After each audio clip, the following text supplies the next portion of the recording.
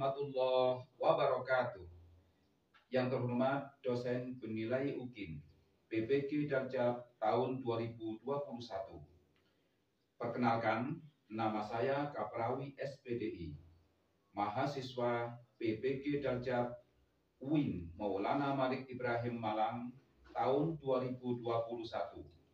Pada hari ini, Senin, tanggal 29 November tahun 2021, saya akan melaksanakan praktek mengajar guna memenuhi penilaian UKIN PPG Darjab tahun 2021 di SDN Dadap Rejo 01, Kecamatan Jonrejo, Kota Batu.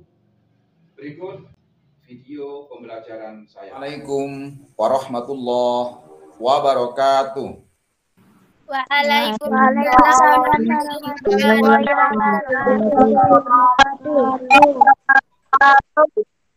Hamdan wa syukran lillah, sholatan wa salaman ala rasulillah, amma ba'du. Apa kabar anak-anak yang hebat? Marilah sebelum pembelajaran pada pagi hari ini kita bersama-sama membaca doa. Dilanjutkan nanti dengan pembiasaan membaca surat Ad-Duha, kemudian Al-Insyirah, dan surat Al-Attin. Baik, kita bersama-sama membaca doa. A'udzu billahi minasyaitonir rajim.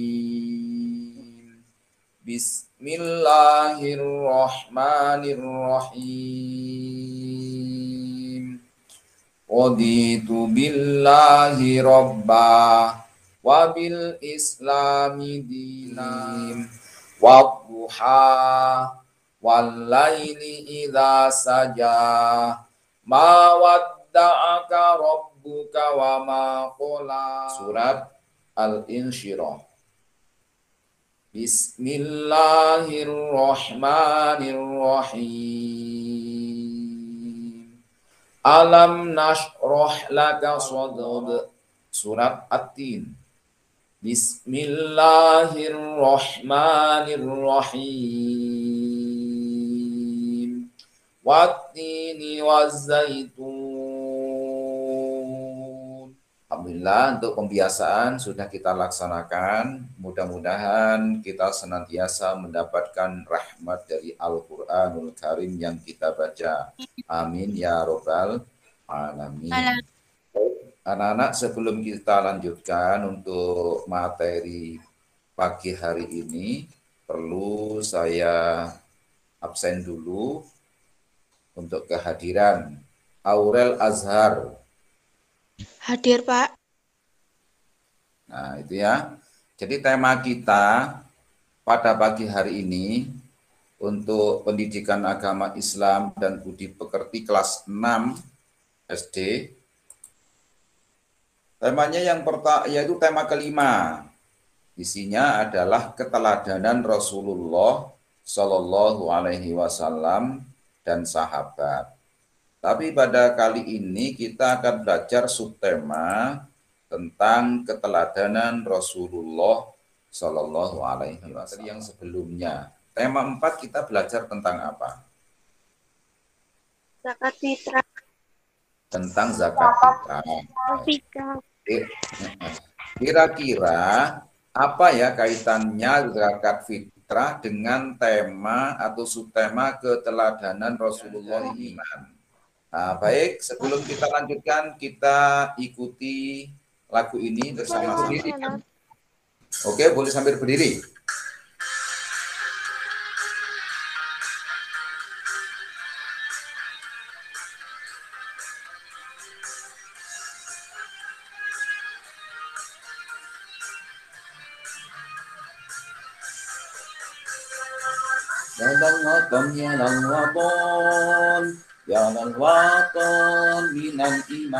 Ya.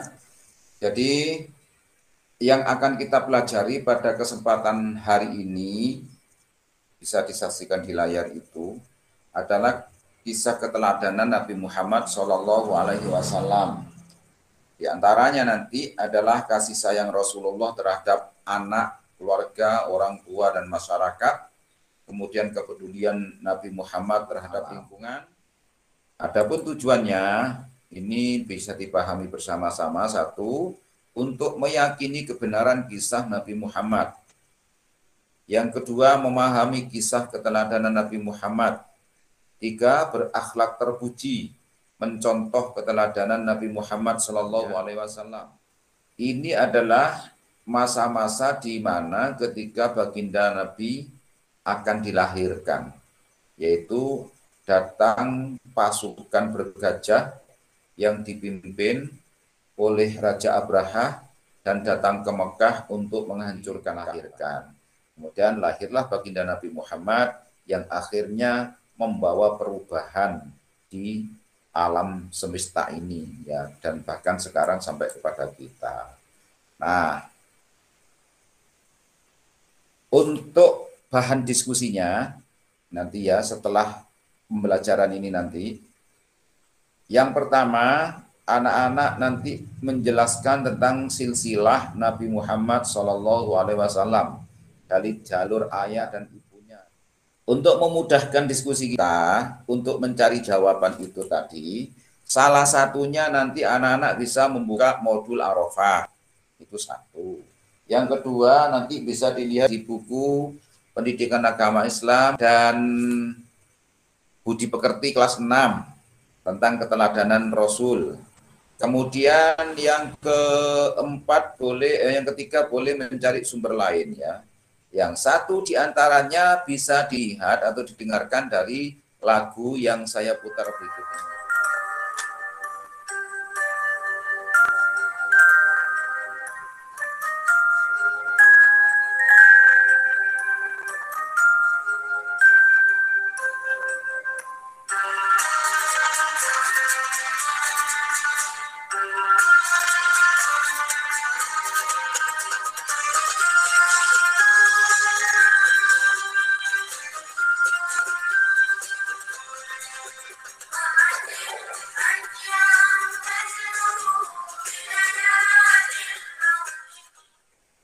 Jelaskan silsilah Nabi Muhammad Shallallahu Alaihi Wasallam dari jalur ayahnya. Silakan dicari dulu. Saya beri waktu beberapa menit. Atau mungkin sudah ada yang mempunyai jawaban. Saya, Pak. Nabi Muhammad putra siapa? Abdullah. Nabi Muhammad Shallallahu Alaihi Wasallam putra siapa? Abdullah. Abdullah. Kemudian Abdullah putranya siapa? Abdul Muthalib. Abdul Muthalib. Iya, Abdul Muthalib. Bagus. Terus kalau Abdul Muthalib putranya siapa? Hashim. Siapa? Hashim. Hashim. Betul. Terus Hashim putranya siapa? Abdi Munaf. Abdi Munaf. Siapa?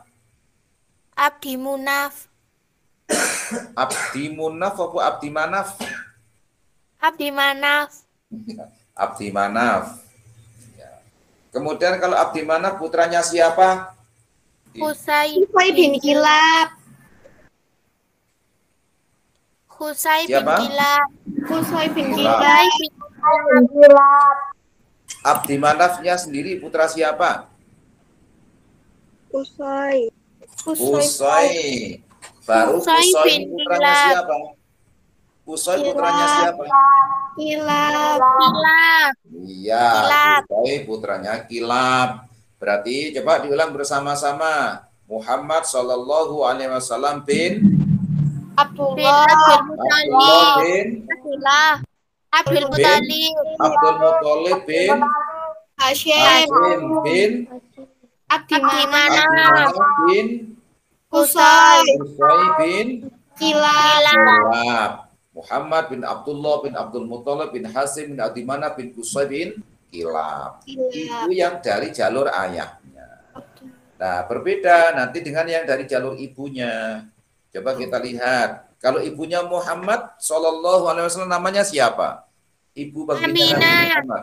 Aminah. Betul, Aminah. Aminah putra siapa? Wahab. Siapa? Wahab. Iya, Aminah putra Wahab. Kalau Wahab putra siapa? Abdi Manaf. Putra Abdi Manaf. Nah, anak-anak ini perlu sebelum saya lanjutkan ya. Abdi Manaf yang ada di jalur ayahnya itu berbeda dengan Abdi Manaf yang ada di jalur ibunya. Jalur ibunya. Ibu. Ya, itu kebetulan namanya sama tapi orangnya berbeda. Berbeda. Terus kalau Abdi Manaf yang jalur ayahnya adalah anak Kusoi atau putra Kusoi. Kalau Abdi Manaf jalur ibunya putra siapa? Putra. Ya, putra Zuhroh. Nah, kemudian Zuhroh ini adalah putra Kilab. Kilab. Kilab. Sehingga Nabi Muhammad itu dipertemukan pada kakeknya yang nomor 5 yang bernama siapa? Kilab. Kilab, betul ya. Jadi Aminah itu juga anak cucu dari Kilab, Abdullah juga anak cucu dari Kilab. Berikutnya, sekarang siapa saja orang yang pernah menyusui Nabi Muhammad Shallallahu Alaihi Wasallam? Sendiri 3 hari. Sendiri 3 hari. Suwaibatul Aslamiyah beberapa hari. Halimatul Syadiyah dan diasuh sampai berusia 4 tahun. Terima kasih. Coba saya minta tolong Cantika. Siapa yang menyusui? Selain ibunya. Selain ibunya. Cantika? Suwaibatul Aslamiyah beberapa hari. Halimatus Syadiyah dan diasuh sampai berusia 4 tahun. Ya, dah. Angelica? Di orang yang pernah menyusui Nabi Muhammad, yaitu ibunya sendiri 3 hari. Suwaibatul Aslimiyah beberapa hari. Aslamiyah beberapa hari. Halimatul Syadiyah dan diasuh sampai berusia 4 tahun. Wah, ya, oke, terima kasih. Berarti sudah bisa kita simpulkan bahwa orang yang pernah menyusui baginda Nabi Muhammad SAW selain ibunya, selain ibunya berarti ya, kalau ibunya tadi kan hanya 3 hari. Selain ibunya, 1 Suwaibah al-Aslamiyah atau Suwaibatul Aslamiyah. Kemudian yang kedua adalah Halimah As-Sa'diyah atau Halimatus Sa'diyah. Udah. Berarti 2 jawaban sudah kita temukan. Silsilah, kemudian yang menyusui Nabi Muhammad. Bagaimana cara Nabi Muhammad Sallallahu Alaihi Wasallam untuk mendamaikan para tokoh Quraisy yang berselisih ketika mau meletakkan Hajar Aswad? Stop jawabannya dulu. Ya, nanti satu persatu ya. Nanti satu persatu. Ya, oke. Terima kasih. Siapa yang mau pertama? Sebutkan nama. Saya Pak Angelica. Ya, Angelica, satu saja. Nabi membentangkan sorbannya di atas tanah. Nabi membentangkan sorbannya di atas tanah. Kemudian Cantika, yang kedua. Siapa? Saya Pak, Sebutkan nama. Cantika. Sebutkan nama. Cantika, Pak. Cantika. Oke, suaranya kok bengong ya? Di rumahnya Cantika sendiri menggemat sendiri, Pak. Oh gitu. Ya, Cantika, saya yang kedua apa? Nabi meletakkan Hajar Aswad di tengah-tengahnya. Oh, baik. 1 tadi disebutkan oleh Angelica, Nabi membentangkan sorbannya di atas tanah.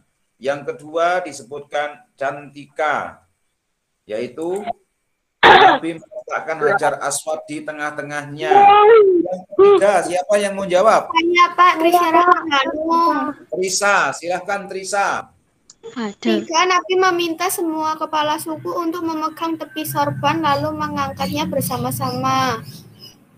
Baik, Nabi meminta semua kepala suku untuk memegang tepi sorban lalu mengangkatnya bersama-sama. Ya, Nur Berta Ayu, Nur Berta silakan. Nabi meletakkan Hajar Aswad pada tempatnya semula. Iya, kemudian Nabi meletakkan Hajar Aswad pada tempatnya semula. Jadi setelah Hajar Aswad sampai pada ketinggian yang diharapkan, kemudian Nabi meletakkan Hajar Aswad pada tempatnya yang semula. Kemudian yang terakhir apa kejadian setelah itu? Lenyaplah perselisihan antara mereka. Betul. Ya, lenyaplah perselisihan di antara antara mereka pada tempatnya. Tapi yang dilakukan Nabi bukan semata-mata mengambil Hajar Aswad dan meletakkannya sendiri, tapi melalui proses seperti tadi itu.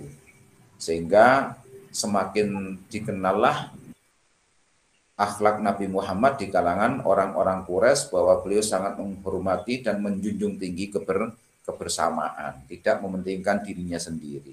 Itu diantaranya. Ya, baik.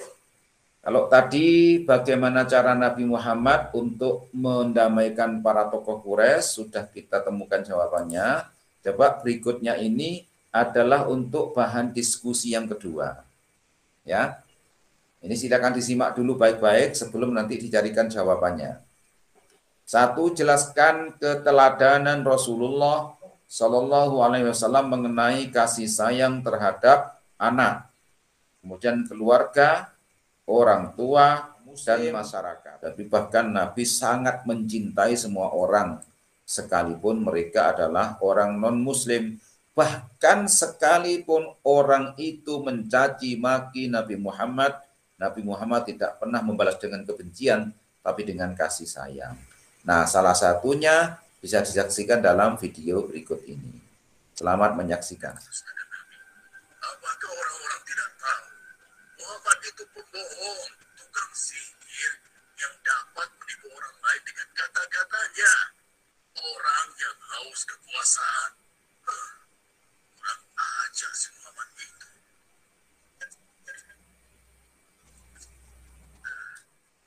Subhanallah, alhamdulillah, la ilaha illallah, la haula wala quwwata illa billahil aliyyil azim. Sungguh luar biasa ya. Orang yang selalu mencacinya, mengolok-ngolok, membencinya, tapi oleh Rasulullah malah disuapi dengan penuh kasih sayang. Sangat luar biasa sekali. Nah, baiklah anak-anak, sekarang coba jelaskan keteladanan Rasulullah mengenai kasih sayang terhadap anak, keluarga, orang tua, dan masyarakat. Siapa yang ingin memberi jawaban lebih dulu? Halo? Saya, Pak. Ya, Pak. Angelika. Nama? Iya, Angel. Angelika. Iya, silakan. Terhadap keluarga, terhadap anak. Saya. Saat penduduk Mekah tidak menghargai anak perempuan, Nabi Muhammad Shallallahu Alaihi Wasallam justru menggendong Fatimah yang masih balita tawaf mengelilingi Ka'bah. Demikian pula terhadap cucunya yaitu Hasan dan Husain bin Ali. Ya, bagus. Terima kasih. Jadi, 1. Saat penduduk Mekah tidak menghargai anak perempuan. Jadi saat itu ya, pada zaman jahiliyah, pada zaman itu, ketika Nabi diutus itu, orang-orang Mekah sangat tidak menghargai perempuan. Bahkan anak perempuan itu dimakamkan hidup-hidup. Karena malu kalau punya anak perempuan itu, budaya orang kafir Quraisy. Tapi apa yang terjadi? Baginda Nabi Muhammad justru menggendong Fatimah yang masih bayi. Kemudian diajak bertawaf mengelilingi Ka'bah. Demikian pula dengan cintanya kepada cucunya yaitu Hasan dan Husain bin Ali. Ini adalah putra Ali dan Fatimah. Sangat sayang Nabi pada terhadap anak. Kemudian kalau terhadap keluarga dan orang tua. Ya, siapa? Risha Ya, Rahman. lanjutkan. Ya. Rahma, silakan Rahma. Nabi Muhammad Shallallahu Alaihi Wasallam sangat sayang dan hormat kepada orang tua.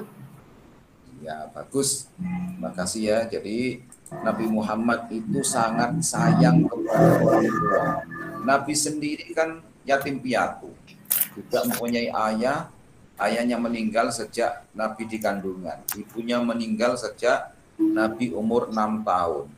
Kemudian Nabi Muhammad ikut kakeknya. Setelah ikut kakeknya 2 tahun, 2 tahun kemudian kakeknya meninggal, kemudian ikut pamannya. Dan Nabi sangat hormat kepada kakek dan kepada pamannya. Pamannya yaitu Abu Thalib. Abu Thalib itu tidak kaya anak-anak. Abu Thalib itu dikisahkan itu adalah miskin, tidak seperti saudaranya yang lain.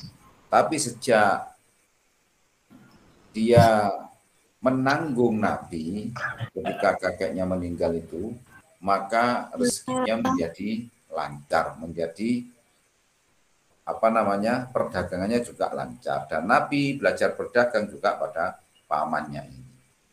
Nabi sangat menghormati sekali kepada pamannya ini. Kemudian kalau terhadap masyarakat bagaimana? Saya Tidak Pak pernah mengeluarkan kata yang menyakiti orang. Tidak pernah menyakiti orang lain. Nabi tidak pernah mengeluarkan kata-kata yang menyakiti hati orang lain. Jangankan menyakiti orang yang baik, orang yang nggak baik saja, seperti yang ada di kisah tadi. Bagaimana mungkin seorang yang dicaci maki, dihina, bahkan setiap orang diberitahu sebagai seorang pembohong, pendusta. Tapi balasan Nabi apa? Justru dia menyuapinya dengan kasih sayang pada Yahudi buta. Sangat luar biasa. Coba kita bayangkan kalau kita sendiri. Pas kita dihina, dimarahi, kemudian diberikan kata-kata yang enggak baik, ya paling kita ya marah. Jangankan kita, Sayyidina Abu Bakar saja ketika menghadapi kenyataan, ketika menyuapi si buta tadi, awalnya dengan kasih sayang. Tapi ketika dia menghina Nabi, akhirnya menjadi marah dan sikapnya berubah. Nah, itulah luasnya keteladanan Nabi, kasih sayang Nabi. Bukan hanya kepada sesama Muslim, tetapi bahkan kepada Yahudi saja, orang-orang Yahudi saja, beliau sangat kasih sayang. Akhirnya apa yang didapat? Yahudi itu pun akhirnya masuk Islam, sekalipun sudah tidak menemukan Nabi, karena Nabi pada saat itu sudah meninggal dunia. Nah, dari sini maka kita harus mencontoh sikap yang sangat luar biasa ini. Ya, ini tidak mudah marah. Ya, tidak mudah marah, kemudian tetap kasih sayang. Dan kasih sayang kita bukan karena siapa-siapa, bukan karena manusia. Jadi kalau kita kasih sayang karena Allah, kapanpun, dimanapun, dalam kondisi apapun, tetap akan kasih sayang.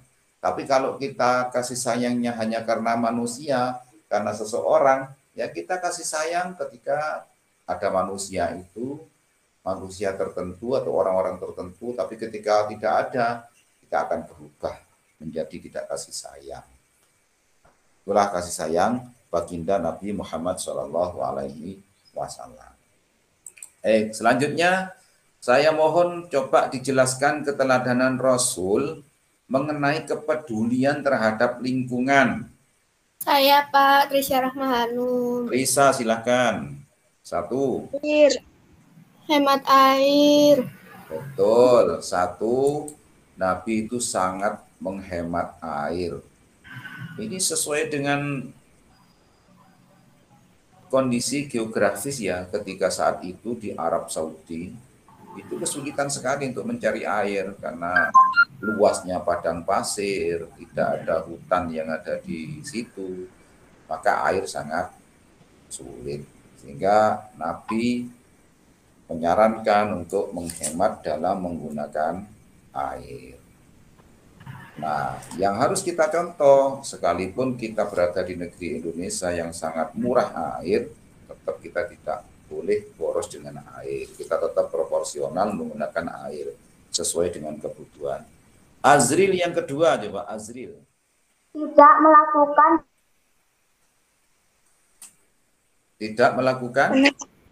Penebangan pohon. penebangan pohon. Ya, tidak melakukan penebangan pohon. Iya, betul, tidak melakukan penebangan pohon. Padahal kita tahu ya, di Arab Saudi itu kan nggak ada pohon kecuali kurma ya. Ada beberapa tempat di Taif itu yang subur, ada beberapa pohon buah-buahan, dan itu sangat jarang. Dan itu Nabi menyampaikan tidak melakukan penebangan pohon. Jangankan penebangan pohon, ketika ada salah satu yang akan mematahkan ranting pohon saja, Nabi melarangnya. Bahkan dalam suasana perang itu Nabi melarang untuk menebang pohon atau mematahkan ranting. Yang ketiga, coba saya minta ulang. Ketiga apa, Ula? Tidak melakukan pencemaran lingkungan. Iya, tidak melakukan pencemaran lingkungan. Nabi itu sangat menjaga lingkungan. Bahkan Nabi itu melarang buang air kecil di bawah pohon. Karena apa? Kalau buang air kecil di bawah pohon, maka akan meninggalkan bau yang tidak sedap. Sehingga kalau suatu ketika ada orang yang ingin berteduh di situ, maka baunya akan menjadi tidak enak. Itu salah satu contohnya. Termasuk membuang sampah di sungai, membuang sampah di selokan-selokan, nah itu termasuk ya. Kemudian yang keempat, Angelica. Saya, Pak, tidak membunuh hewan atau sampai menyiksanya. Iya, tidak membunuh hewan atau menyiksanya. Ya, ini dilarang oleh baginda Nabi. Bahkan ada kisah seorang perempuan yang masuk neraka karena mereka menyiksa hewan, yaitu mengurung seekor kucing dan tidak diberinya makan sampai mati. Sehingga akhirnya orang tersebut masuk neraka. Jadi tidak membunuh hewan. Nah, kemudian yang berikutnya, Mensosialisasi penghijauan. ya, mensosialisasikan penghijauan ya. Jadi Nabi itu sangat cinta terhadap lingkungan, sehingga sangat menyarankan kepada kita itu untuk selalu menanam ya, menanam pohon atau menanam untuk meningkatkan penghijauan ya. Kemudian Vivi yang berikutnya apa kira-kira? Saya, Pak. Ya, siapa? Trisha Rahmatum. Ya, Trisha. Menjaga lingkungan dari segala bentuk kriminal dan membahayakan lingkungan. Oh, betul, menjaga lingkungan dari segala bentuk kriminal dan membahayakan. Ini salah satu contohnya adalah termasuk menghilangkan penghalang-penghalang yang ada di jalan ya, tengah jalan. Bisa batu, bisa duri, menyingkirkan duri, atau mungkin batu yang ada di tengah jalan. Kemudian apa saja yang sekiranya bisa menimbulkan bahaya yang ada di tengah jalan, itu diperintahkan oleh baginda Nabi Muhammad SAW. Banyak sekali ya. Jadi akhlak-akhlak Rasulullah yang bisa kita contoh. Nah, teladan. Selanjutnya jelaskan teladan Rasulullah sebagai pembawa rahmat bagi seluruh alam. Saya, Pak. Ya, silakan. Angelica. Menanamkan akidah ilahiyah dan ketuhanan. Ya, menanamkan akidah ilahiyah atau ketuhanan. Bagaimana yang saya sampaikan di awal tadi, bahwa ketika Nabi belum lahir, masyarakat Quraisy atau orang-orang Quraisy itu sudah berubah akidah ilahiyahnya, ketuhanannya. Mereka sudah tidak lagi percaya kepada Allah, tapi menyembah patung atau berhala. Yang kedua, membawa kasih sayang. Membawa kasih sayang. Betul, rahmatan lil alamin atau pembawa kasih sayang. sudah banyak dibuktikan ya tadi di video itu juga ada. Kemudian Nabi mempersaudarakan kaum Ansor dengan kaum Muhajirin yang notabene mereka itu bukan saudara tapi orang lain, dipersaudarakan, dipersatukan, itu termasuk salah satunya. Kemudian yang ketiga, menyempurnakan akhlak. Ya, menyempurnakan akhlak, karena Nabi memang diutus ke dunia ini untuk apa? Liutamima makarimal akhlak, untuk menyempurnakan akhlak manusia. Nah, itulah. Kemudian yang keempat adalah Mempersatukan umat. betul, mempersatukan umat, ya, mempersatukan umat. Baik itu pada saat itu Muhajirin dan Ansor, ataupun umat selain umatnya Nabi Muhammad beserta orang Islam. Karena di Madinah pada saat itu juga ada kelompok Yahudi selain yang umat Islam, maka mereka pun dipersatukan dalam satu negara, yaitu negara Madinah yang terkenal dengan Piagam Madinah. Itu salah satunya keteladanan Rasulullah sebagai rahmat bagi semuanya, tidak hanya melindungi dirinya dan keluarga, tapi melindungi semuanya. Kemudian yang kelima adalah Menjaga lingkungan. ya, menjaga lingkungan. Ya, ini sudah banyak saya jelaskan tadi di depan, termasuk salah satu Nabi dikatakan rahmat bagi seluruh alam karena Nabi sangat menyayangi lingkungan dan termasuk juga tentang kebersihannya. Nah, baiklah anak-anak, untuk itulah materi tentang keteladanan Rasulullah Shallallahu Alaihi Wasallam. Ada beberapa pesan yang ingin saya sampaikan. Yang pertama, terus mencari informasi tentang Nabi Muhammad Shallallahu Alaihi Wasallam agar bisa meneladaninya. Kalau kita tidak kenal kan tidak sayang. Lah kenalnya bagaimana? Dengan mencari informasi tentang kehidupan Nabi.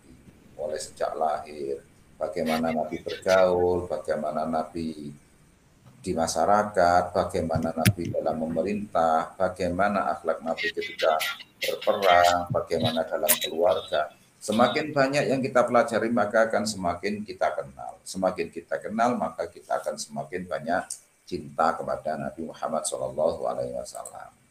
Kemudian yang kedua, menjunjung tinggi ajaran-ajaran beliau. Di antaranya hormati yang lebih tua, sayangi yang lebih muda. Sopan santun pada semua orang, terutama orang tua dan guru. Kemudian menjaga lingkungan dan sebagainya.